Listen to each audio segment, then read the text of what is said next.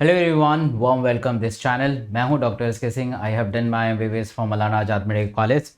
तो आप अगर नए हैं इस चैनल पे तो इस चैनल को जरूर सब्सक्राइब करिएगा। जो रेड कलर का बटन है उसे दबाइएगा और बेल आइकन में ऑल सेलेक्ट कर लीजिए ताकि बेहतरीन वीडियो आप तक जल्दी पहुंच पाए।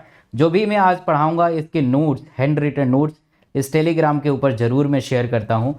इस वीडियो के डिस्क्रिप्शन बॉक्स में, इस वीडियो के कमेंट सेक्शन में आपको टेलीग्राम का ऑथेंटिक लिंक मिल जाएगा, उससे आप जुड़ जाइएगा। मैं अनअकैडमी पे हर दिन सुबह 9 बजे हाई स्कोरिंग चैप्टर्स कराता हूँ, जो सुबह 9 बजे रहता है। ये फ्री ऑफ कॉस्ट है। इनवाइट कोड डॉक्टर एस के सिंह लगा के इससे जुड़ सकते हैं। अनअकैडमी पे मॉक टेस्ट रहता है जो एनसीईआरटी पे ट्रूली बेस्ड रहता है MWF में 8 बजे शाम को, ये भी फ्री है।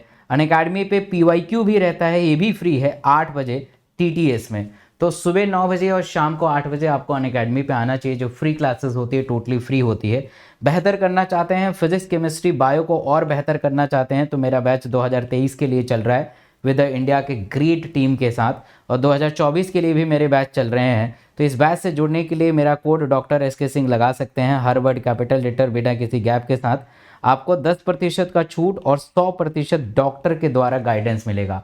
आज के सेशन में हम पूरे 1 घंटे में पूरे रिप्रोडक्शन के यूनिट को ख़त्म कर देंगे। काफ़ी कमाल का होगा। 1 घंटे में आपने कभी परिकल्पना भी नहीं किया होगा कि ये 4 चैप्टर को ख़त्म किया जा सकता है। तो 1 घंटे सीरियस होकर देख लेंगे तो आपका 4 चैप्टर आराम से ख़त्म हो जाएगा। तो चलिए स्टार्ट करते हैं।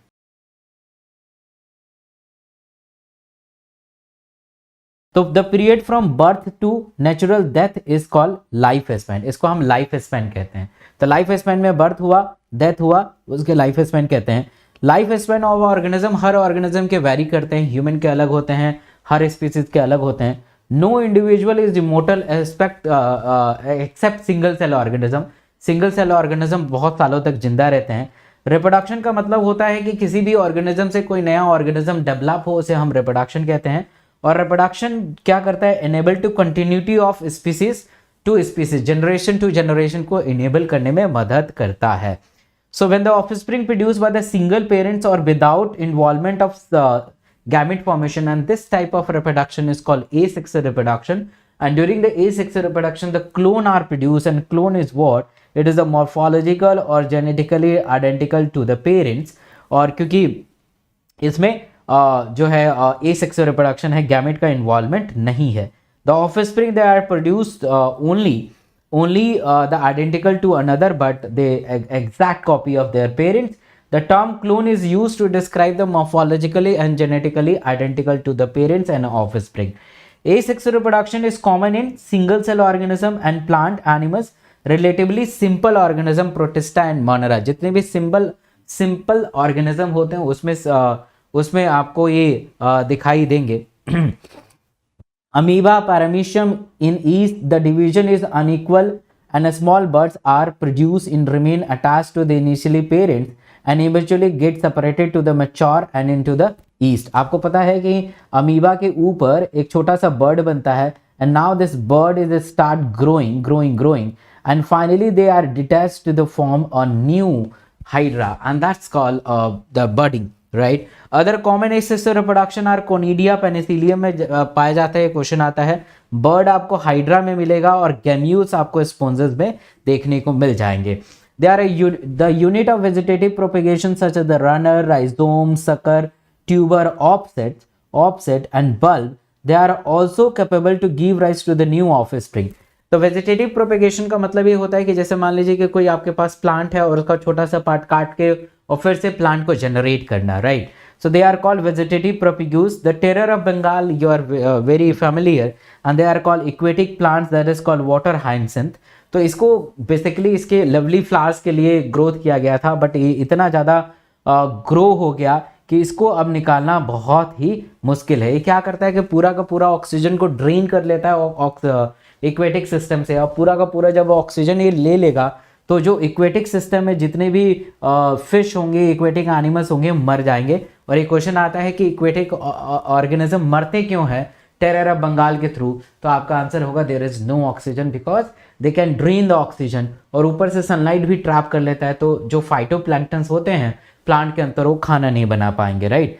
The interesting to the know that the plant is introduced in India, जैसे अभी मैंने बताया था कि इसे शॉर्ट टर्म के लिए यूज किया गया था ताकि उसके अंदर बहुत अच्छे फ्लावर्स आए, बट अब इसे निकालना बहुत ही मुश्किल है। A small plant emerging from the buds called the eye of potato tuber from the rhizome of the banana and ginger. So they are vegetative propagules, और जैसे ये क्वेश्चन आता है कि eye of potato और rhizome of banana है ना and ginger are they are vegetative propagules, they are give rise to the new individual. Adventive buds arising from the notch, they are present in the margin of the leaf bryophyllum. Their ability to fully exploited by the garden and farmer and commercial propagation of such plant. Now we have a sexual reproduction. Sexual reproduction आपको पता है, the sexual reproduction there is an involvement of two type of dissimilar gametes and they form a new offspring. All organism is reached the certain stage of the growth and maturity and their lifetime just before they reproduce sexually. तो sexually के लिए करने के लिए there are certain stage, the juvenile stage and the maturity stage, तब जाकर वो sexually mature होता है। And this period is growth is called juvenile phase and they are known as vegetative phase in a plant, juvenile stage in a animals. तो ये question आ सकता है कि जुवेनाइल फेज एनिमल के लिए होता है, वेजिटेटिव फेज प्लांट के लिए होता है। Bamboo species flower once in their life time generally over the 50 to 100 years produce large number of fruit and die, and this is very very important। अगर इस चैप्टर से सवाल आएगा तो इस लाइन से क्वेश्चन पूछा जाएगा।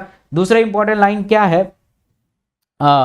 दूसरा इंपॉर्टेंट लाइन ये है कि the Strobilanthes kunthiana that is called Neela kurinji flowers once in 12 year, मतलब कि 12 साल में एक बार इसे फ्लावर आएगा। During the September and October 2006 it mass flowering transfer large tract of hilly area in Kerala। तो केरला के ऊपर होता है, बहुत सारे लोग इसे अट्रैक्ट करते हैं। In primate mammals like the cow, sheep, rat, deer, dog, tiger, etc., such cyclic changes occur in reproductive phases. They are called estrous cycle. Estrous cycle is concerned for the sexual activity। जो female है that's receive the male for the copulation, and the heat period is generated, and this heat period can be easily find out by the farmers जो उनको देख रेख करते हैं, उनको करते हैं। and the estrous cycle is feature of non-primate, while the menstrual cycle is a feature of the primate animals. They are not concerned for the sexual activity the entire 30 days cycle. So during the favorable season in their reproductive phase, they are therefore called seasonal breeders. So there are two type of breeders that are called seasonal breeders and continuous breeders। Seasonal breeders का मतलब होता है कि ऐसे breeders, ऐसे animals जो particular season में sexual activity करते हैं, पर्टिकुलर सीजन इनका होता है, and they are more concern with the estrus cycle, they are more concern with the non primate mammals. But the continuous breeders are those type of breeders, they are continue breeding entire year and most probably they are the primate mammals. So interaction between the hormone and certain environmental factor regulate the reproductive process and associated behavior expression of the organism। और ये सारा चीज जो है hormone और temperature और environment की वजह से हो पाता है। So what is the event in sexual reproduction? आपको पता है कि there are the 3 events: pre-fertilization, fertilization and post-fertilization। The pre-fertilization is concerned for the gametogenesis and gamete transfer. The fertilization is concerned for the fusion of the gamete, and the post-fertilization is concerned for the embryogenesis, right? So sexual reproduction is characterized with the fusion of fertilization of male and female gamete, the formation of zygote, embryogenesis, pre-fertilization, fertilization, और gametogenesis में there is a formation of two type of gamete, the male and female. Several fungi plant the term is a homothallic and monoecious are used to denote the bisexual condition। अगर मैं कहूं कि वो monoecious है तो mono का मतलब एक नहीं होगा, उसमें दोनों सेक्स ऑर्गन मेल और फीमेल विद्यमान होंगे। And bisexual condition they are heterothermal or dioecious, their term used for the describe the unisexual। अगर मैं डाइसियस बोल दूं तो डाइसियस का मतलब होता है कि डाई का मतलब दो नहीं है, सिर्फ इसमें एक ही है, या मेल या female. Some flowering plants both male and female flower may be the present on the same individual, they are called monoecious, और अगर डिफरेंट में होंगे तो they are called dioecious. Bisexual animals they possess the both male and female reproductive organ and they are called hermaphrodites। मतलब कि animals में भी दोनों सेक्स ऑर्गन प्रेजेंट हो सकते हैं, they are called hermaphrodites। Several organisms belong to the Monera, fungi, algae, bryophyllum are haploid in body। जितनी भी लाइन मैंने लिखे हैं they are extracted directly from the NCERT. अगर आप एनसीईआरटी पढ़ रहे होंगे, पढ़ते होंगे तो आपको रियलाइज हो रहा होगा they are extracted from the NCERT, line by line NCERT है। और ये सारे नोट्स मैं टेलीग्राम पे डाल दूंगा, तो इस वीडियो के डिस्क्रिप्शन बॉक्स में टेलीग्राम है, उससे जुड़ जाइएगा और इसको बार बार रीड करिएगा, बार बार चला के देखिएगा। 15 मिनट पे तो लोग ऐसे ही रील देखने में बर्बाद कर देते हैं, 15 मिनट में ये बात करने में परेशान हो जाते हैं कि मैं बायो कैसे करूं, फिजिक्स कैसे करूं। तो बेहतर है इसे बार बार चला के इस वीडियो को देखिए ताकि आपके जहन के अंदर वो समाते जाए। तो organism belong to the pteridophyta, gymnosperm, angiosperm and most of the animals including the human being the parental body is diploid. हम लोग सारे लोग डिप्लॉयड हैं because we produce a haploid gametes. Diploid organism, a specialized cell is called myocytes, and this is important. Gamete mother cells undergo the meiosis. Majority of organism male gametes are motile and female gametes is stationary. Majority of cases में जो male gamete होते हैं वो motile होते हैं, female gamete stationary होते हैं. Exception are few, that is a few fungi, algae, जहाँ पे male और female दोनों ही motile नजर आते हैं. In the several animals, several simple plant like algae, bryophyta, pteridophyta, water is the medium through which the gamete can be transferred. Water एक medium जहाँ पे gamete transfer होता है, gamete का fusion होता है. Large number of male gamete however fail to reach the male gamete क्योंकि नष्ट हो जाते हैं बीच में ही. And there is a composite loss of male gamete during the transport of the number of male gametes produced in several thousand times the number of female gametes. Pollen grains, आपको पता है the pollen grains usually carry the male gamete because this pollen grains having the two type of cells. One is vegetative cell, other is called generative cell. Generative cell produce a two male gamete before the fertilization.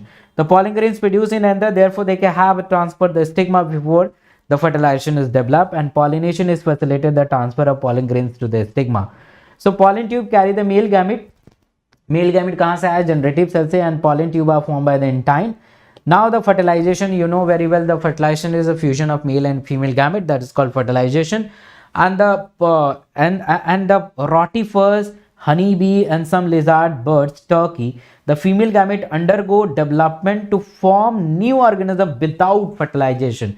Female gamete तो होता है but male gamete कोई नहीं आ पाता है, and this type of thing is called parthenogenesis. यहाँ पे example important है, ये directly NCERT से है. The major disadvantage of external fertilization, there are the two type of fertilization, external and internal. External का मतलब होता है the fertilization take place outside the body or internal within the body. अब बाहर present है तो there are lot of chances to the destroy क्योंकि atmosphere है, other enemies है, but अंदर होगा तो safe रहेगा.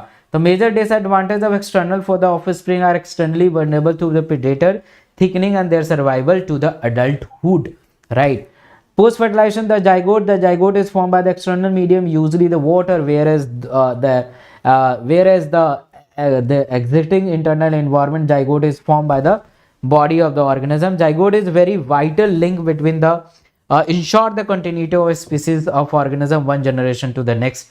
Now the embryogenesis, the formation of embryo is called embryogenesis, and development of embryo from the zygote. During the embryogenesis, zygote undergo the cell division, and that is a mitosis, and this is very important. During the embryogenesis, mitosis is there. Oviparous animals that like reptiles, birds, the fertilized egg covered by the hard calcareous shells, and इससे environment इससे protect होगा. Ovary develop into the fruit, है ना, and this type of fruit is called true fruit. Outer layer of fruit is called perica, which is protective in nature. That's all.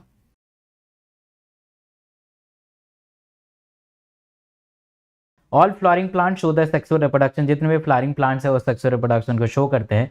Flower एक ऐसा organ है जो aesthetic, ornamental, social और religious value के लिए जाना जाता है. पूरे रिप्रोडक्शन को 3 हिस्सों में डिवाइड करते हैं, pre fertilisation, fertilisation and post fertilisation. Pre fertilisation basically gametogenesis होता है और गैमेट का ट्रांसफर इसमें देखा जाता है. तो typical angiosperm, the anther is bilobe, anther bilobe होता है और इस एंथर को सपोर्ट करता है filament. Right. So anther is a 4 sided, ऐसे 4 साइडेड होते हैं और एक लोब में 2 पॉलन सैक होते हैं. And typically microsporidium generally surrounded by the 4 wall layer. ठीक है, 4 लेयर होते हैं. 4 कौन कौन से लेयर होते हैं? एपिडर्मिस, एंडोथर्मिस, एंडोथीसियम, मिडिल लेयर और टेपेटम. 3 ये जो लेयर होते हैं ये न्यूट्रिशन प्रोवाइड करता है, ये न्यूट्रिशन प्रोवाइड नहीं करता है. ये नीट में आया हुआ क्वेश्चन है. So 3 wall layer perform the function of protection and help in dehiscence of anther wall. Dehiscence का मतलब होता है break down of the anther wall. Inner most layer of tapetum, inner most layer होता है tapetum में, अगर देखेंगे तो इसके बहुत सारे न्यूक्लियस पाए जाते हैं और ये एंजाइम और हार्मोन दोनों ही सिक्रेट करता है। और एंजाइम एंड हार्मोन से क्या होता है, यूबिस बॉडी बनता है, और यूबिस बॉडी जो होता है outer layer of pollen grains को बनाने में मदद करता है। So it nourish the and developing the pollen grains and the cell of tapetum they possess the dense cytoplasm, उसमें बहुत ज़्यादा साइटोप्लाज्म होता है और इसमें मोर देन 1 न्यूक्लियस पाए जाते हैं। ये सारे नोट्स आपको टेलीग्राम के ऊपर अवेलेबल हो जाएंगे, आप टेलीग्राम से जरूर जुड़ जाइएगा। Microsporogenesis, the process of formation of microspore is called microsporogenesis. And anther mature and dehydrated, dehydrated मतलब डिहाइसेंस जब होता है तो उसमें भी वाटर का लॉस होता है and develop the pollen grains. अब देखिए क्या होता है कि मैच्योर जब जो मैच्योर होता है तो इसमें 2 सेल होते हैं, one is called vegetative cell and other is called generative cell. Vegetative cell बड़े साइज होते हैं और जनरेटिव सेल्स छोटे साइज होते हैं। ये वेजिटेटिव सेल जो होता है साइटोप्लाज्म का मॉडिफिकेशन होता है, साइटोप्लाज्म से आया है, और जो जनरेटिव सेल होता है वो न्यूक्लियस से आया हुआ है। Pollen grains are represented the male gametophytes, और मेल गैमेटोफाइट्स जो होते हैं बहुत ही स्पेरिकल होते हैं, करीब 25 से 50 माइक्रोमीटर डायमीटर होते हैं। इसके 2 लेयर होते हैं, आउटर हार्ड लेयर होता है which is made up of sporopollenin, जो कि बायोलॉजिकली मोस्ट रेजिस्टेंस प्रोटीन होता है, कोई भी एंजाइम इसे डिग्रेड नहीं कर सकता है और इसलिए इसे हम काफ़ी लंबे वक्त तक स्टोर कर सकते हैं। They strong acid and alkaline को भी ये रेजिस्टेंस कर सकता है। Pollen grains are well preserve as a fossil because the presence of sporopollenin. NEET में कई बार आया हुआ question. Inner layer of pollen grains is called intine, inner layer को हम इंटाइन कहते हैं and it is a thin continuous and they are made up of cellulose and pectin. जो इनर लेयर होता है सेलुलोज और पेक्टिन से मिलकर बना होता है और यही जो इनर लेयर इंटाइन है यही पॉलिन ट्यूब में कन्वर्ट हो जाता है and this pollen tube carry the male gametophyte. Male gametophyte generative cell का मॉडिफिकेशन है और जनरेटिव सेल मेल गैमेट से आया है। Vegetative cell bigger in size, they abundant food storage and irregular in shape होता है। Generative cells is a small plot in the cytoplasm and over the 60% of the angiosperm the pollen grains are shedded at this cell stage, right? So the remaining species of generative cells divided and mitotically and they give rise to the 2 male gametes before the dehiscence and before the fertilization. Pollen grains are many species causes a cellular allergy क्योंकि pollen grains बहुत ही छोटे होते हैं, they can easily travel inside your nasal route and they causes the chronic respiratory disease like asthma, bronchitis and etc. Pollen grains are rich in nutrient and they have a fashion in recent year to use a pollen tablet as a food substance. Western country में large number of pollen grains is produced in the form of tablet syrup. They are available in market जो अपने performance को enhance करते हैं, race horses को देते हैं ताकि वो जीत जाए। The period which the pollen grains is viable is highly variable and some extent depend on the prevailing temperature and humidity. Her species का पॉलिन ग्रेन्स के जीने की अवधि अलग अलग होती है, depend on the temperature, humidity, atmospheric condition. Rice और वीट के पॉलिन वायबिलिटी जो होती है 30 मिनट की होती है। अगर उसे 30 मिनट में कोई भी फीमेल की प्राप्ति अगर हो जाए तब वो जर्मिनेट हो सकता है, नहीं तो मर सकता है। And it is possible to store the pollen grains in large number of species for year in liquid nitrogen. बहुत बार नीट में आया हुआ क्वेश्चन है, -196 degree centigrade. Such the stored pollen is used as a pollen bank similar to the seed bank in a crop breeding program. The megasporangium that is called ovule. The ovule is a small structure attached to the placenta by means of a stalk called funicles. Funicles से attach होता है and the body of ovule fused with the funicle is called hilum. इसे हम hilum कहते हैं। Integument arise होता है micropylar and से और चलाजल एंड पे नहीं होता है। Integument encircle except the tip where the small opening called micropyle and enclose within the integument is the mass of the cell is called nucellus and the cell of nucellus is abundant reserve food material. Functional megaspore develop into the female gametophyte embryo sac and this method is embryo sac is formation of from the single megaspore is termed as monosporic development. Monosporic development क्या होता है कि जब development होता है तो 4 megaspores बनते हैं, 4 में से 3 डीजनरेट हो जाते हैं, एक सर्वाइव होते हैं और ये सर्वाइव मेगास्पोर फंक्शनल में कन्वर्ट हो जाता है।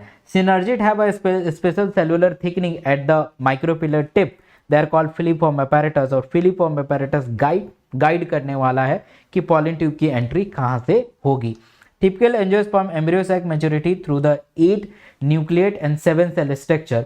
8 nucleate और 7 cell structure का मतलब ये होता है कि जब आप बनाएंगे तो इसमें 3 जो है आपके चलाजल पोल पे होंगे, 2 हमारे सेंट्रल सेल होंगे, 1 एग होगा, 2 सिनर्जिट होगा। तो सेंट्रल सेल जो होता है, सेंट्रल सेल जो होता है सिंगल सेल कंसीडर करा जाता है, बट इसके अंदर 2 सेल होते हैं। पॉलिनेशन का मतलब होता है कि transfer of pollen grains from anther to stigma is called pollination, इसको हम पॉलिनेशन कहते हैं, right. So there are a lot of type of pollination, that autogamy, auto means self, that is the type of cell pollination, the transfer of pollen grains from anther to stigma of the same flower. Cleistogamous flower, they do not open at all after the attaining maturity, तो जब open ही नहीं होगा तो mail और female उसी के अंदर होंगे and there is a pollination, और इसमें सिर्फ और सिर्फ सेल्फ पॉलिनेशन हो सकता है, no chances of cross pollination. Cleistogamous flower produce a short seed set even the absence of pollinator, because pollinator की इसमें जरूरत नहीं होगी। Gonitogamy से बहुत बार क्वेश्चन आया हुआ है, transfer of pollen grains from anther to stigma of the another flower of the same plant, plant same होगा, फ्लावर डिफरेंट होंगे। Xenogamy, the transfer of pollen grains of anther to stigma of the different plant, अलग अलग plant पे जाए। Agent of pollination, there are lot of agents like the wind, the biotic or abiotic. The biotic is the birds, insect and all, और abiotic हवा पानी। तो wind pollination is required at the pollen grains is light in weight, ताकि हवा से उड़ा के लेके जाए, नॉन स्टिकी, कहीं चिपक ना सके, and they can be transported in wind current, right, हवा के थ्रू ये बह सके। Wind pollination is quite common in grasses and बहुत बार नीट में क्वेश्चन आया हुआ है। Example of water pollination plant is Vallisneria hydrilla, sea grasses and Zostera, and this is also very important, right? Among the animals, the insect is particularly bee are dominant biotic pollination agent. Outbreeding devices is same as a cross pollination. Plant always want to be cross pollination ताकि वो आने वाले time में better suited रहे, better survive रहे। तो जितने भी क्रॉस पॉलिनेशंस के कॉन्ट्रावेंसेस हैं, मेथड्स हैं, वो एक्जैक्टली सेम होंगे। That is maturity at the different time. अगर बाइसेक्सुअल फ्लावर है, मेल और फीमेल है, बट मैच्योरिटी डिफरेंट है, तो ऑब्वियस है उसमें क्रॉस पॉलिनेशन होगा। यूनिसेक्सुअलिटी है तो ऑब्वियस है उसमें क्रॉस पॉलिनेशन होगा। अगर मेल है तो कहीं और जाएगा, फीमेल है तो कोई और आएगा। सेल्फ इनकॉम्पैटिबिलिटी, अगर उसी का पॉलन उसी पे जर्मिनेट ना कर पाए तो कोई दूसरा पॉलन ग्रेन्स आके जर्मिनेट करेगा, again method of cross pollination. So outbreeding devices is nothing but it is the same as a cross pollination. Plant always encourage the cross pollination and discourage the self pollination, क्योंकि इस बदलते nature को उसको survive रहना है। Pollen pistil interaction में क्या होता है कि pollen have the chemical and the pistil have the chemical, right? The pistil is the female part which is deciding कि कौन सा pollen उसके लिए right है, कौन सा wrong है। right का मतलब ये होता है कि अगर पिस्टिल के अंदर जो केमिकल है और पॉलिन के अंदर जो केमिकल है बिल्कुल सेम हो, then it is the right type of pollen and this right type of pollen is received by the pistil, right? तो अगर ये right type pollen grains हैं, they can be received by the pistil and further post pollination is take place. तो pistil has the ability to recognize the pollen grain and it is the right or wrong type, right? If it is the right type, that the pistil accept the pollen grains and promote the post pollination event. Artificial hybridization consists of emasculation and bagging. Emasculation का मतलब होता है removal of anther from the flower before the anther dehiscence and this step is refers to the emasculation. Emasculated flower को तुरंत ही bag और plastic से cover कर दिया जाता है ताकि जो नेचर में पॉलिन ग्रेन्स है, नेचर में उसे कॉन्टेमिनेट ना कर पाए, राइट, नेचर में कंटेमिनेट ना कर पाए, and this is also called the bagging process. Bagging को हम तुरंत ही कवर कर देते हैं। डबल फर्टिलाइजेशन का मतलब होता है कि एक मेल गैमेट एग के साथ फ्यूज हो तो इससे हमारे एम्ब्रियो बनेगा और दूसरा मेल गैमेट अगर पोलर न्यूक्लियाई के साथ फ्यूज हो तो उसे primary endosperm nucleus, primary endosperm cell and finally they form the endosperm, ये फाइनली एंडोस्पर्म बनेगा। तो इसको जो होता है ऊपर वाले को हम सिनगैमी कहते हैं, सिनगैमी कहते हैं, और नीचे वाले को ट्रिपल फ्यूजन कहते हैं। तो double fertilisation is called triple consist of the syngamy and triple fusion, right, triple fusion. So it result in formation of diploid stage of zygote and the other male gamete is moved toward the polar nuclei, they located the central cell, वही है PEN बना रहा है। Now the post fertilization event, they have the 3 step, the endosperm formation, embryo formation, seed formation, fruit formation. Endosperm formation, PEN undergo the successive nuclear division give rise to the free nuclei, that is called free nuclei, that is the endosperm। और इस endosperm का main role होता है embryo को develop करने के लिए। Embryo develop तभी होगा जब एंडोस्पर्म की जरूरत होगी, और एम्ब्रियो आपको पता है कि ओव्यूल में कन्वर्ट होगा, and this ovule give rise to the seed, and seed finally germinate to leads to the plant. So this stage of endosperm development is called prenuclear endosperm. Prenuclear endosperm. Endosperm may be either completely consumed. Endosperm या तो पूरा completely consume हो जाता है या कुछ चीज बच जाता है। तो कंप्लीटली कंज्यूम हो जाता है for the developing of embryo, example the pea, groundnut, bean, and before the seed maturation it may be persist in mature seed, castor, groundnut. तो पूरे किसी में कंज्यूम हो जाता है तो पी और ग्राउंडनट में होता है, और नहीं कंज्यूम होता है कैस्टर और कोकोनट में होता है। इससे क्वेश्चन आया है कि अगर कंज्यूम हो जाए तो दैट इज कॉल्ड किस में होता है और नहीं होता है किस में होता है। एम्ब्रियो दो टाइप के एम्ब्रियो होते हैं, मोनोकॉट और डाइकॉट। मोनोकॉट मतलब सिंगल एम्ब्रियो, डाइकॉट मतलब दो। Embryo of monocot possess the one cotyledon and the grasses family cotyledon को हम एस्क्यूटलम कहते हैं। रेडिकल से रूट आएगा, प्लीम्यूज से सूट आएगा, and this radical is cover with the root cap is called coleorhiza, right, they are called coleorhiza, और plumule cover with the coleoptile, right. Seed is the basis of our agriculture, this is basis of our food, जो भी हम खाते हैं वो seed ही खाते हैं। Mature seed में भी नॉन एल्बुमिनस और albuminous. Non albuminous seed they have a no residual of endosperm. अभी मैंने बताया था कि अगर एंडोस्पर्म पूरा का पूरा कंज्यूम हो जाए तो कोई भी चीज बचता नहीं है ना। तो पी एंड ग्राउंडनट। और एल्बुमिनस सीड का मतलब होता है कि कुछ ना कुछ एंडोस्पर्म बचेगा, पूरा का पूरा कंज्यूम नहीं होता है एम्ब्रियो को डेवलपमेंट में, है ना। Wheat, maize, barley, castor, sunflower. Residual peri, इससे नीट में क्वेश्चन आया है कि residual perisperm nucleus is residual persistent nucleus is called perisperm, and embryo में be enter the state of inactivity और डॉर्मेंसी। डॉर्मेंसी मतलब इनएक्टिव ऑफ सीड, सीड अगर inactive हो। The wall of ovary is develop into the wall of fruit is called pericarp. Outer layer of fruit is called pericarp, फिर उसके बाद endocarp, फिर stony is endocarp, मतलब epicarp, mesocarp, endocarp, right. Apple and strawberry, cashew nut, the thalamus is contribute to the fruit, and this type of fruit is called false fruit. अगर fruit ovary से बने तो that is called true fruit, ovary के अलावा किसी अन्य part से बने that is called false fruit. तो एप्पल, स्ट्रॉबेरी, कैश्यू नट, ये सारे जो है थैलेमस से बनते हैं। Such fruit is called false fruit, and most of the fruit whatever however developed only from the ovary is called true fruit. Mango is example of true fruit. There are the few species in which the fruit is developed without fertilization. This type is called parthenocarpic fruit, or parthenocarpic fruit they can be induced by the using the plant hormone, and they are usually seedless fruit. Seedless fruit होते हैं। Apomyces without fertilization, polyembryony, there is a occurrence of more than one embryo in a seed is called polyembryony. Polyembryony is generally feature of gymnosperm, but maybe they are occur in the angiosperm. Apomyces, the seed without fertilization is called Apomyces citrus mango. Occurrence of more than one embryo in a seed is refers to the polyembryony, and that's all.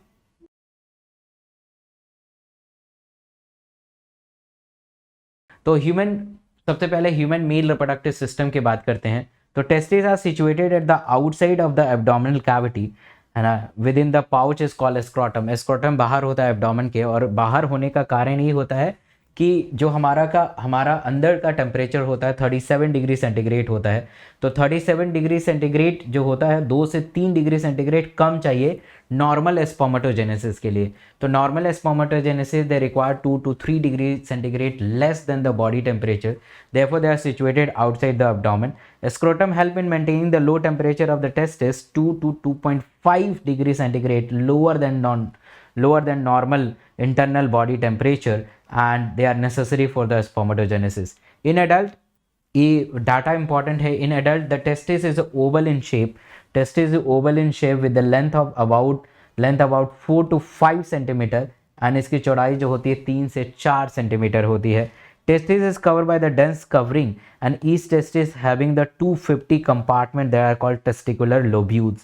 Male germ cells undergo the meiotic division, ये ध्यान रखिएगा, इसमें meiotic division होता है leading to formation of a sperm, and while the Sertoli cell providing the nutrition, because Sertoli cell is called nerve cells. Leydig cells synthesize and secrete the testicular hormone which is called androgen, और इस androgen की वजह से ही sexual characters develop होते हैं। Secondary sexual character are develop like आवाज़ में बदलाव होना, दाढ़ी मूछ आना, और गोनाड का साइज होना, यूरेथ्रा बेसिकली निकलता है from the urinary bladder and extend through the penis and external opening, they are called urethral meatus, and the enlarged end of penis is called glans penis, which is covered by the loose skin fold is called foreskin, right?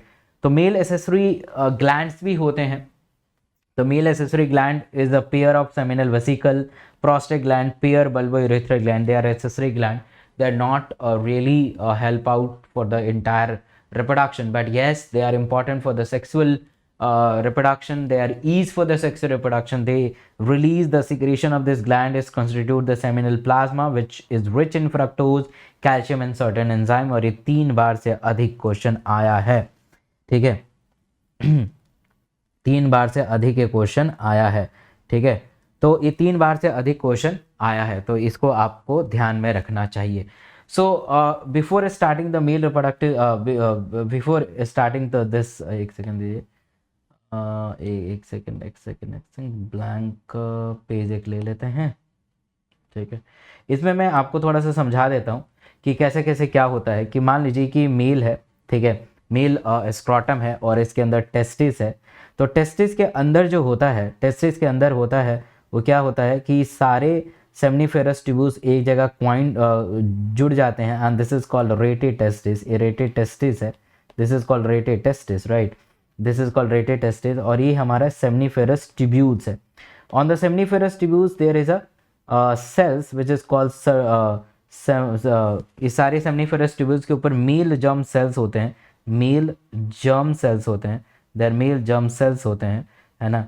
और puberty, जैसे puberty अवस्था में कोई भी mail जाता है तो उससे एफएसएस सिक्रीट होगा, and this FSS act over the male germ cells, और यहाँ से मेल जर्म सेल्स जो है स्पर्म को बनाने में मदद करते हैं. स्पर्म यहाँ से बनता है. Sperm migrate into the coil structure is called rete testis, और रेटेड टेस्टिस से एक छोटा सा पाइप निकलता है विच इज कॉल्ड वास इफरेंस, राइट. फिर उसके बाद यहाँ पे आपको एपिडाइडेमिस देखने को मिलेगा जो कॉइल स्ट्रक्चर है, और फिर एपिडाइडेमिस से ऊपर एब्डोमेन में जाएगा. This is called vas deferens, vas deferens. Epididymis is important for the epididymis is important for the what? They are important for providing the motility of the sperm. Vas difference, फिर sperm आगे की तरफ आगे बढ़ेगा और यहाँ पे penis में कन्वर्ट हो जाएगा, अभी हमने देखा है. फिर यहाँ पे आपको सेमिनल वेसिकल मिलेंगे जो सीमेन को प्रोड्यूस करेंगे. Semen are produce from it, and यहाँ पे पेयर्ड स्ट्रक्चर होता है. They are called bulbourethral gland, bulbourethral gland. और bulbourethral gland is called Cowper's gland, Cowper's gland कहते हैं, जो फ्लूइड सिक्रेट करेंगे, म्यूकस सिक्रेट करेंगे, जिससे स्पर्म बहुत ही इजी तरीके से जा सके. This is a penis. Penis is a made up of muscle, corpus cavernosum and corpus spongiosum. Spongiosum में यूरेथ्रा ओपन होता है, और ये आपके एम्स में क्वेश्चन आया था. This is a muscle.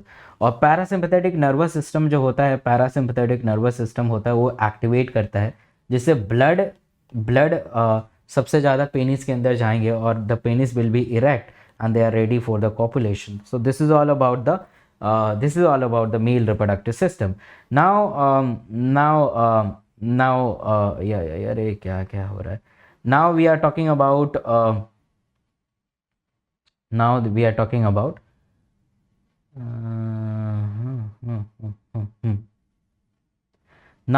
About female reproductive system. तो फीमेल रिप्रोडक्टिव सिस्टम में क्या होता है कि ये पेयर्ड ओवरी होता है. This is a paired ovary, और ओवरी को जो पकड़ के रखता है दिस इज कॉल्ड फिम्ब्रे, और फिम्ब्रे और ये यूट्रस है. तो this is a ovary which is a primary sex organ. They are important for the formation of ovum, and this is a fimbriae. Fimbriae is important for the attach the ovary in a fix position, और ovary से ovum को खींचने में मदद करेगा. This is a fallopian tube. The nearest part is called isthmus. Nearest part is called infundibulum, not isthmus, infundibulum, right. फिर उसके बाद एम्पुला होता है, एम्पुला, और फिर उसके बाद isthmus होगा. तो this is the 3 part of fallopian tube. This is fallopian tube, and fertilization is take place at the junction of isthmus and ampulla, और the nearest part is called infundibulum, जो ovary से सबसे नज़दीक रहेगा. This one is a uterus which is a inverted shape, and the parts के बारे में बात करें तो this one is a fundus, this one is a body, and the last portion is called cervix. This is the cervix. अगर layer के बारे में बात करें तो दे have a 3 layer. The outer layer is called perimetrium, the middle one is called myometrium, and the lowermost, which is usually shedded out every month as a menstrual flow, that is called endometrium. And here is the vagina. So the perimetrium is provided the proper shape and size of the uterus, the myometrium having the receptor for the contraction of the uterus during the pregnancy after completing 8 or 9 months, and this is also important for the providing the nutrition to the young baby. The endometrium is important. They are usually shedded out every month as a menstrual flow. So this is important. Now we have a female reproductive system. So the female reproductive system consists of pair of ovary along with a pair of oviduct, uterus, cervix, and vagina, and external genital located in the pelvic region. The ovary is a primary sex organ because they are concerned for the oogenesis. They are concerned for the formation of egg. Every ovary is about a data बहुत important है.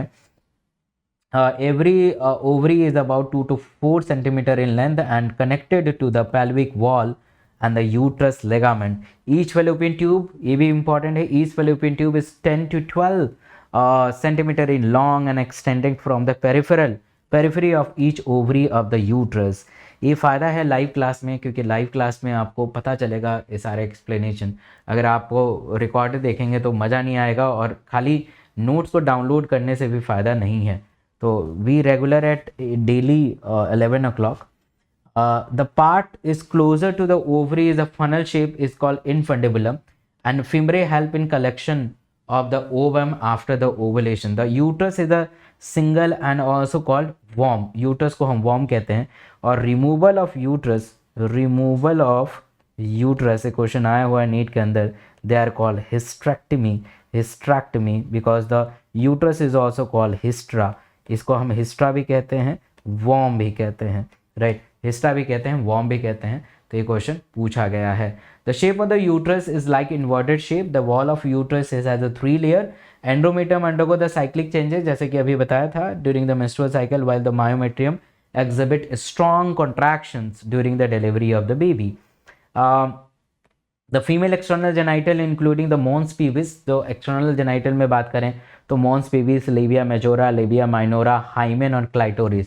ये question आ सकता है कि externally क्या होते हैं और इंटरनली क्या होते हैं, तो इसको भी थोड़ा ध्यान रखिएगा. Mons pubis is the cushion of fatty acids, fatty tissue which is cover the skin and pubic hair, and the hymen is often torn. ये हाइमन जनरली टूट जाता है फर्स्ट क्वाइटस में, बट ये ज़रूरी नहीं है कि वो फर्स्ट क्वाइटस में ही टूट जाए. कुछ स्पोर्ट एक्टिविटी में टूट सकता है, हॉर्स राइडिंग, साइकिलिंग, रनिंग, और any injury at the base of the vagina they can torn it. So the presence of hymen is not really reliable indication of virginity of female because it can be broken during the any jerk or something. Now the mammary gland, the glandular tissue of each breast is divided 15 to 20 mammary lobe containing the cluster of cell is called alveoli. और इसके sequence पूछे जाते हैं कि alveoli किस duct में open होता है, लेक्टिफोरस किस डक्ट में ओपन होता है. तो ये सारे सीक्वेंस में बात करेंगे. The alveoli open into the mammary tubules and the tubules of each lobe join to form a mammary duct, and several mammary ducts join to form a wider mammary ampulla which is connected to the lactiferous duct through which milk is sucked out. Now the gametogenesis, the process of formation of gamete is called gametogenesis. There are 2 steps: the spermatogenesis, the formation of a sperm, and the oogenesis, there is a formation of ovum, formation of egg. So the spermatid are the rounded structure. They finally convert into the spermatozoa, and this process is called spermiogenesis, important है. And the release of a sperm from the seminiferous tubules is called spermiation, and the entire process is called spermatogenesis, in which the mature sperm is formed. Increase the level of GnRH, act on the anterior pituitary gland. They stimulate the secretion of 2 gonadotropin, FSH and LH. और ये जैसे GnRH बढ़ेगा तो इससे FSH और LH बढ़ेंगे, और FSH LH basically they are concerned for the increase the development of the new follicles and the rupture of the follicles, and they lead to the ovulation and sperm formation. LH act on the Leydig cells. They stimulate the synthesis of androgen. Androgen को secrete करेगा. Androgen in turn stimulate the process of spermatogenesis. Even the testosterone are also concerned for the spermatogenesis. ऐसा case में देखा जाता है कि अगर testosterone कम है तो spermatogenesis नहीं हो पाएगा. We are talking about the detail of the sperm. So a sperm having the head, neck, middle piece and tail. Head having the pointed structure in which the acrosome is present, and the acrosome having the hydrolytic enzyme like acrosine, jonalysine, corona penetrating enzyme, hydronidase. और ये सारे के सारे enzyme egg के layer को तोड़ेंगे. The neck having the proximal centriole and distal centriole, and this centriole is important for the cleavage of the egg. After the fertilization, there is a cleavage is take place. Middle piece is important because it contains the mitochondria. They provided the nutrition to the sperm, and the tail is important for the swimming. So the sperm head contains the elongated haploid nucleus, and the anterior portion which is covered with a cap-like structure is called acrosome. Acrosome having the various enzyme which is important for the fertilization. Middle piece having the numerous mitochondria which produce the energy for the movement of the tail and facilitate the sperm motility is essential for the fertilization. And human male, this data is quite important for your NEET exam, and this is taken for the new and latest book for the NCERT. ये पूरा latest book से लिया गया है, latest NCERT से लिया गया है. तो human male ejaculate approx 200 to 300 million sperm during the coitus. Coitus के समय इतना होता है, and fertility at least 60% of the sperm have a normal in a shape and size, और at least 40% of them are must showing the vigorous motility.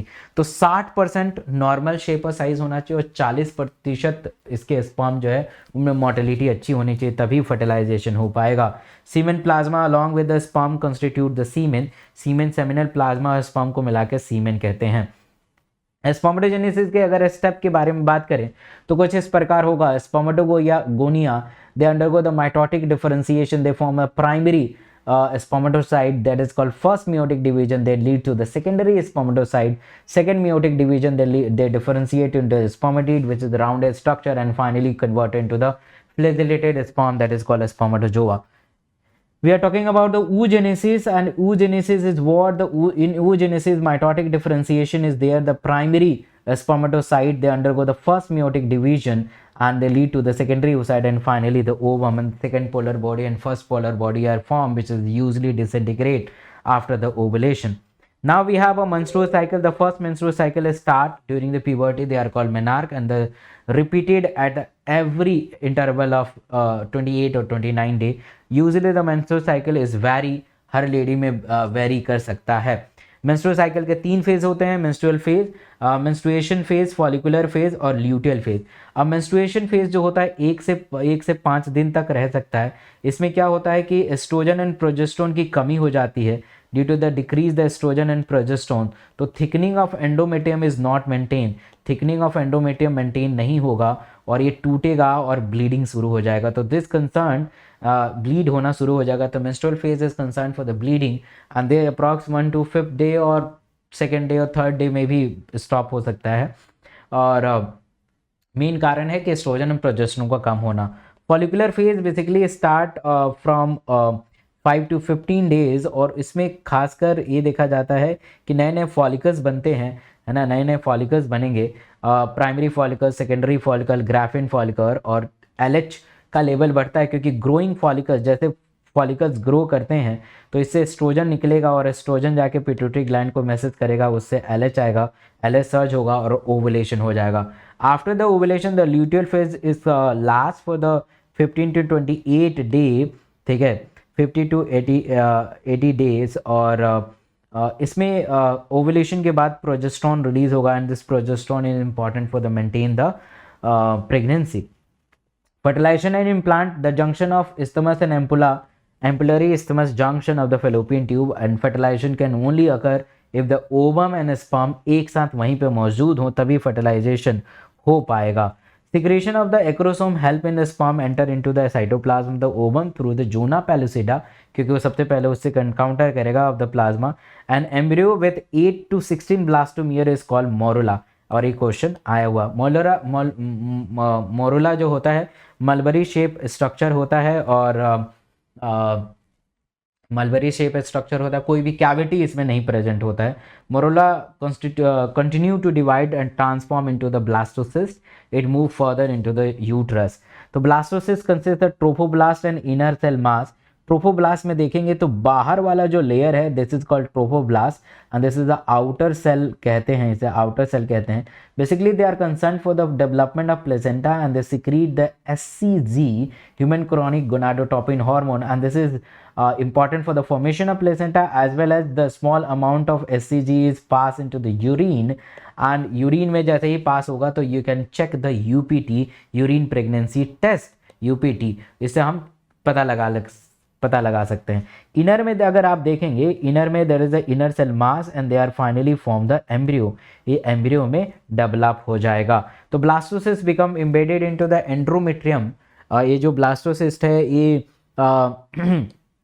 Endometrium में आके fix हो जाता है, that's called implantation, and usually seen in the 6th days of fertilization. Implantation they lead to the pregnancy. Pregnancy and embryonic development, the structure and function unit between developing embryo and fetus and maternal body is called placenta, and the placenta is an organic connection between the maternal blood and fetal blood. जो भी mother खाना खाएगी वो baby को मिलेगा for the growth and development. So placenta facilitate the supply of oxygen nutrient to the embryo and also remove the carbon dioxide and some nitrogenous wastage from the fetus, and they pass into the maternal blood. So placenta also act as an endocrine tissue because it acts as a temporary gland and it secrete various hormone like the human chorionic gonadotropin, HCG, human placental lactose and HPL, estrogen and progesterone. Relaxin is also secreted by the ovary, not a placenta. बहुत सारे बच्चे यहाँ पे confuse हो जाते हैं. HCG, HPL और relaxin are produced in the women during the pregnancy. During the pregnancy, the ovary secrete the relaxin, right? So during the pregnancy, the level of other hormone like estrogen, progesterone, cortisol, prolactin, thyroxine will be elevated, and this is also important question for your need. So the first sign of growing fetus may be noticed by listening the heartbeat, not putting the stethoscope on the abdomen, but you can assess the heartbeat through the ultrasound. Ultrasound से आप करेंगे, stethoscope से usually सुनाई नहीं देता है, but book में लिखा हुआ है. But end of the second month of pregnancy there is a development of limbs and digits. हाथ और पैर और उंगलियां बन जाएंगी. और by the end of 12 week that is a first trimester, 3 महीने में सारे के सारे मेजर ऑर्गन बन जाएंगे. द टेस्टिस, ओवरी, लिवर सारे के सारे बन जाएंगे, बट डेवलपमेंट उनमें नहीं देखा जाएगा. The limbs and external genital organ are well developed. First movement, this is very very important, the first movement of the foetus and appearance of hair on the head is usually seen in the 5th month. ये question आया हुआ है. By the end of 24 week, the second trimester, the body is covered with the fine hair, eyelid is separated and the eyelashes are formed. By the end of 9 months of pregnancy, the fetus is fully developed and ready for the delivery. Now the parturition and lactation, that there is a important term is fetal ejection reflex. The fully developed fetus and placenta, ये दोनों ही signal send करते हैं maternal pituitary gland को. Maternal pituitary gland उसके बदले में oxytocin release करती है, जिसे इस ऑक्सीटोसिन जैसे ही रिलीज होगा तो ऑक्सीटोसिन के रिसेप्टर मायोमेट्रियम पे प्रेजेंट होते हैं, ऊपर के हिस्सों पे. The upper portion of myometrium they have a receptor for the oxytocin. और ये ऑक्सीटोसिन जैसे ही रिसीव करेंगे तो कंट्रैक्शन होगा तो बेबी बाहर निकल जाएगा. तो fully developed foetus and placenta which induce the mild contraction that trigger the release of oxytocin from the maternal pituitary gland. तो oxytocin act on the uterine muscle, खासकर मायोमेट्रियम पे. They cause the strong uterine contraction which turn the stimulate the further secretion of oxytocin. And this oxytocin secretion continue resulting in a strong contraction, and this lead to the expulsion of the baby out from the uterus, and this is called parturition and childbirth. After the childbirth, the mammary gland will be activated. They produce a first milk which is called colostrum. Colostrum is very yellow and thick fluid which is important for the new young one. So mammary gland of the female undergo the differentiation during the pregnancy, and they start producing a milk toward the end of the pregnancy. They are called lactation. The first milk is produced. Initial few days of lactation is called colostrum, which is the yellow fluid. They contain the IgA antibody, and this is very important for your baby.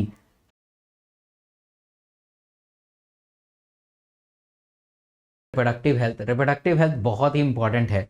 तो reproductive health का मतलब होता है कि according to the WHO, reproductive health का मतलब होता है कि total wellbeings in all aspect, like social, physical, emotional behaviour. तो पॉपुलेशन हमारा भारत का दिनों दिन इंक्रीज होते जा रहा है। क्यों? क्योंकि lack of sex education, marriage in childhood, not proper information about the reproductive related aspects, do not know about the birth control method. बहुत सारे लोग चाहते तो हैं कि हमारे पॉपुलेशंस, हमारे बच्चे ना हो, बट उनको पता ही नहीं है। इंडिया पहला कंट्री था पूरे वर्ल्ड में, they initiated a programme which is called family planning at the national level, and nowadays this family planning is called RCH, Reproductive Child and Healthcare, in 1951। और इस प्रोग्राम का मेन मकसद है कि लोगों को लोगों में अवेयरनेस लाना, लोगों में उस जागरूक लाना, ताकि वो छोटे फैमिली की तरफ बढ़ें। The facility and support the building of reproductive healthy society as a major goal. So what is a method to prevent the excessive population? So the first method is called natural method, traditional method, barrier method, intrauterine devices, oral contraceptive pills, injection and implant, and surgical method। बारी बारी से करते हैं। Natural method में क्या होता है कि there are the 4 method: periodic abstinence, withdrawal method, temperature surge and lactation amenorrhoea. Natural method में कोई भी केमिकल, कोई भी टैबलेट यूज़ नहीं करते हैं, नेचुरली अपनी जानकारी के हिसाब से स्पर्म एंड ओवम को मिलने से रोक देते हैं। पीरियोडिक एब्सेंसेस का मतलब क्या है कि आपको पता है कि 10 से 17 दिन के बीच में कभी भी ओवुलेशन हो सकता है। तो at that time, at that day, the quieter should be prevented, क्योंकि उस समय मैक्सिमम कॉपुलेशन, मैक्सिमम प्रेगनेंसी के चांसेस होते हैं। And this era is called high fertility zone. Withdrawal और क्वाइटर इंटरप्ट में होता क्या है कि the penis should be withdraw before the final ejaculation. Male partner को पता होता है कि कब इजैकुलेशन होता है, तो before final ejaculation it should be removed। But what is the drawback? A small amount of semen can be discharged before the final ejaculation because the bulbourethral gland is stored in it। और ये जो है copulation हो सकता है, मतलब pregnancy हो सकती है। Temperature search is 80% reliable method है, बट इसको रिकॉर्ड करना एक बहुत जटिल प्रक्रिया है। यूजली हम कहते हैं कि 10 से 17 तारीख के बीच में फीमेल को अपना बॉडी का टेम्परेचर रिकॉर्ड रखना चाहिए, सुबह, शाम और दोपहर का। जिस दिन ओवुलेशन होता है तो उस दिन अंडा फटेगा तो प्रोजेस्टेरोन रिलीज होगा, and this progesterone is thermogenic property. तो thermogenic property, the little bit temperature will be raise, ऐसा नहीं फीवर हो जाएगा। तो उस दिन ओवुलेशन हुआ तो उस दिन पर्टिकुलर क्वाइटस नहीं करना है। लैक्टेशनल एमेनेरिया का मतलब ये होता है कि जब मदर फीड कराती है तो उसकी बॉडी में ऑक्सीटोसिन का लेवल ज़्यादा रहता है, क्योंकि मिल्क को बाहर निकलना है। जब ऑक्सीटोसिन का लेवल ज़्यादा होगा तो इससे GnRH, गोनाडोट्रोपिन रिलीजिंग हार्मोन, कम हो जाएगा, यानी FSH-LH की वैल्यू कम हो जाएगी। जब FSH-LH की वैल्यू कम हो जाएगी तो नए नए फॉलिकल्स नहीं बनेंगे, नए नए फॉलिकल्स नहीं बनेंगे, वो मैच्योर नहीं होगा, ओवुलेशन नहीं होगा, अंडा नहीं बनेगा, और अंडा नहीं बनेगा तो लेडी प्रेग्नेंट नहीं होगी। ये करीब 6 मंथ तक काम कर सकता है। Now second method is called barrier method. हम क्या करते हैं, स्पर्म और ओवम के बीच में एक बैरियर लगा देते हैं ताकि स्पर्म और ओवम आपस में मिक्स ना हो पाए। So male condom, female condom, diaphragm. Male condom जो होता है, it's the condom is nothing but it is the name of scientist, that is doctor Condom. He was physician at the time of second world war. तो उस समय बहुत ज़्यादा infection के chance होते थे, तो जो शिप के गट से, गाँव के गट से उसको प्रिवेंट करने के प्रिवेंट करा जाता था। तो at that time it is use to protection from the worm, protection from the infections. Nowadays it is used as a contraceptive. It is made up of latex rubber, latex seed, or they can be covered before the copulation. They can cover on the penis, and all the sperm discharge inside the condom, and they are not transferred inside the female reproductive tract। Female condom में एक and close होता है, एक and close होता है, दूसरा and open होता है। And the close is present at side at the point of cervix, और ओपन जो है माउथ के पास, मतलब फीमेल के वल्वा के पास होता है, और ये रीयूजेबल होता है। सबसे इंपॉर्टेंट है कि पॉलीयूरेथेन रबर से बना होता है। ये नीट में आया हुआ क्वेश्चन है। तो पॉलीयूरेथेन रबर से बना होता है, and this rubber is highly durable. The additional benefit to protecting the STDs and AIDS, that is useful for the barrier method। Diaphragm, surgical cap and vault, they are made up of rubber। head like structure होता है, हर lady का cervix अलग अलग होता है, तो अलग अलग शेप के साइज़ के होते हैं। तो आफ्टर द मेंस्ट्रुएशंस इसे लगा लेते हैं ताकि स्पर्म जाए ना। Intrauterine devices, this is the most popular in the Indian female.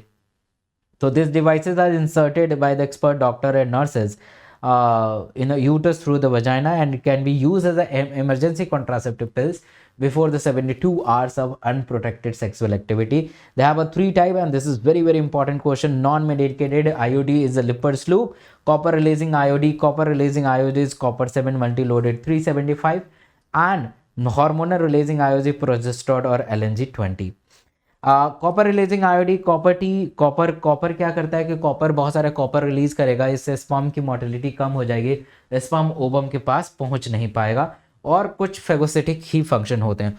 Hormone releasing का काम क्या है कि ये यूट्रस को हिसाब से बनाएगा कि ताकि इम्प्लांटेशन ना हो जाए। दोनों का मोड ऑफ एक्शन अलग है, वो फेगोसिटिक है और ये यूट्रस को कुछ ऐसा कर देता है ताकि इम्प्लांटेशन ना हो पाए। Iodine is the most ideal for the female who want to delay in pregnancy and a space between the two children, and is the most widely accepted in India. India में accepted बहुत ज़्यादा है। Oral contraceptive pills ये जो नहीं करना चाहती हैं, तो इसमें एस्ट्रोजन एंड प्रोजेस्टेरोन के कॉम्बिनेशन होते हैं, और इस एस्ट्रोजन एंड प्रोजेस्टेरोन के कॉम्बिनेशन के कारण क्या होता है कि एस्ट्रोजन एंड प्रोजेस्टेरोन कॉम्बिनेशन के कारण अगर कोई लेडी रोज एस्ट्रोजन प्रोजेस्टेरोन लेती है तो इससे GnRH कम हो जाएगा। अगर GnRH कम होगा तो FSH और LH की वैल्यू कम हो जाएगी, और FSH LH की वैल्यू कम हो जाएगी तो न्यू फॉलिकल्स बनेंगे नहीं, तो ओवुलेशन नहीं हो पाएगा। तो mode of action is ovulation, right.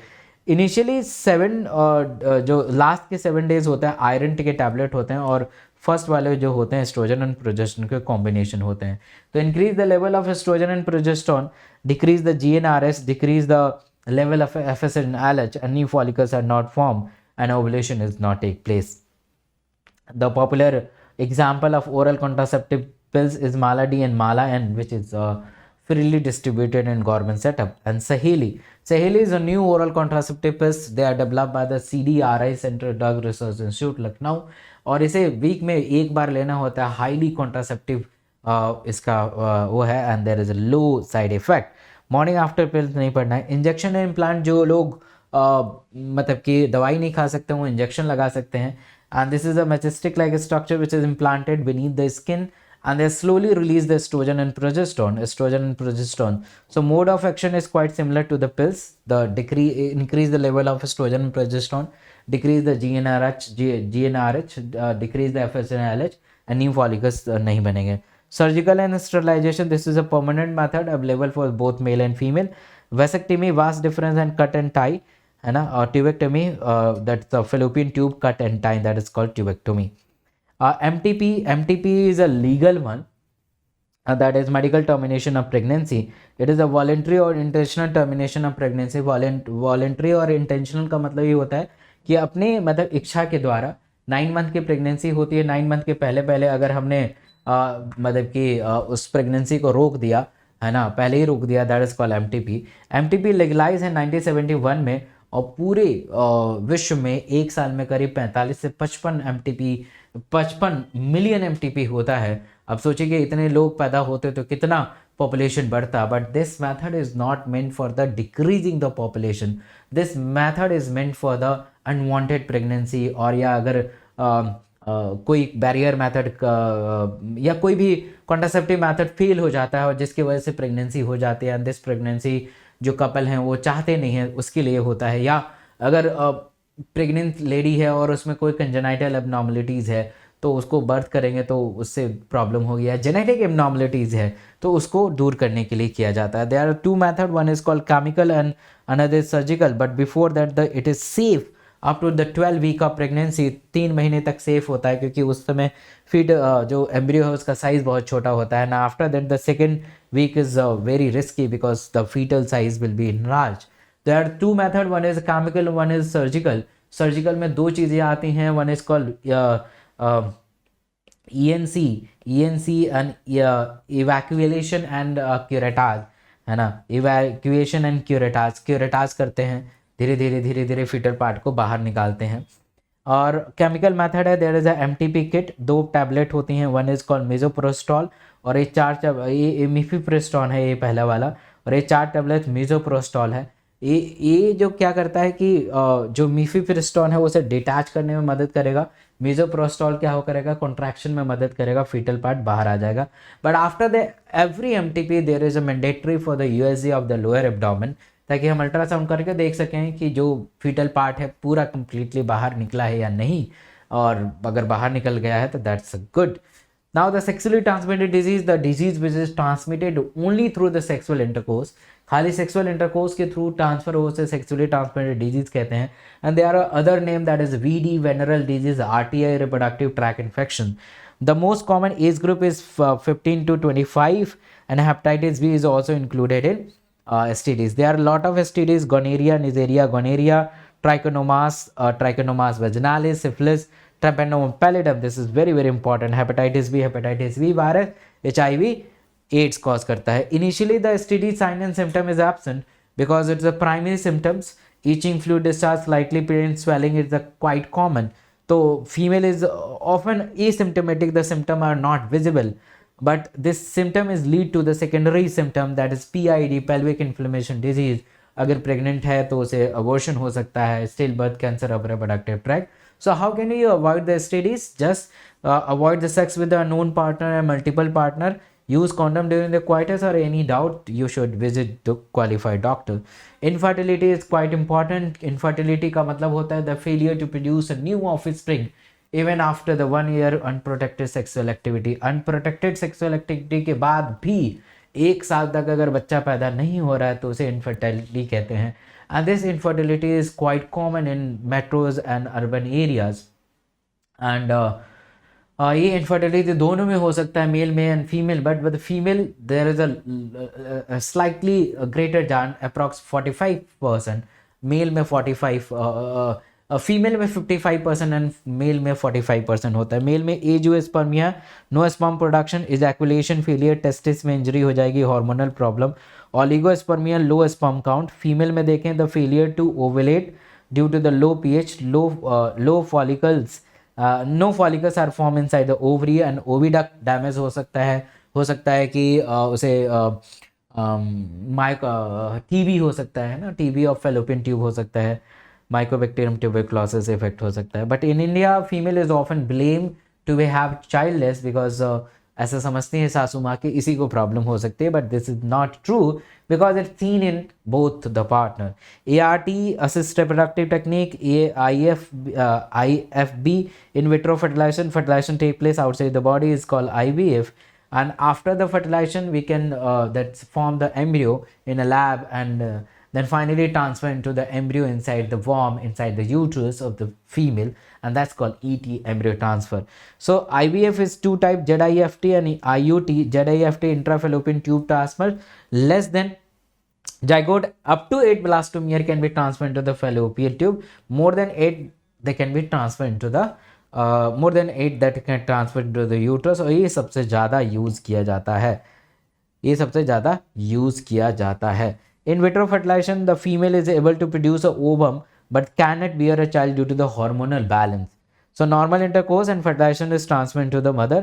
GIFT, gamete intrafallopian tube transfer, ovum is collected from the donor and transferred into the recipient, and female cannot be produced ovum but can sustain the condition for the fertilization and further development. ISI, intrauterine cytoplasmic sperm injection. अगर sperm में motility कम है तो sperm को needle में भर के directly ovum के अंदर डाल देंगे, ओवम को रिकवर करके ग्लास पीपेट से उसे फिक्स कर देंगे, and the sperm is directly injected to the ovum of the ovum में डाल देंगे. एमिनोसिंथेसिस में क्या होता है? Basically amniocentesis technique is find out the genetic abnormalities और क्रोमोसोमल एबनॉर्मलिटीज़. अल्ट्रासाउंड रखेंगे पेट के ऊपर, अल्ट्रासाउंड रख के और फिर उसको निडल को अंदर डालेंगे और एमनिटिक फ्लूइड को बाहर निकाल देंगे. यहाँ पे देख पा रहे हैं दिस इज अल्ट्रासाउंड प्रोब कि कहाँ कहाँ कैसे कैसे निडल जा रहा है अंदर. सो दिस इज एमनिकल fluid test, medical procedure use to prenatal diagnosis of chromosomal और फीटल इन्फेक्शन. बट इसका मिसयूज़ करते हैं लोग, इसे सेक्स ऑफ द चाइल्ड का पता लगा लेते हैं एंड फीमेल फिटिसाइड कर देते हैं. इसी के साथ हमारा ये चैप्टर हो गया ख़त्म, एंड आई होप कि आपने एंजॉय किया होगा. 1-2 रिक्वेस्ट है. पहला रिक्वेस्ट ये है कि इस वीडियो को ज़्यादा से ज़्यादा शेयर करिए अपने दोस्तों के साथ, ताकि वो कम समय में बेहतर आउटपुट जनरेट कर पाएँ. ये आपकी रिस्पॉन्सिबिलिटी है. इसके बाद इस वीडियो पे कमेंट करिए कि आपको कैसा लग रहा है ये सीरीज़, ताकि मैं भी आपके कमेंट्स को देख के मोटिवेट हो सकूँ. Thank you so much.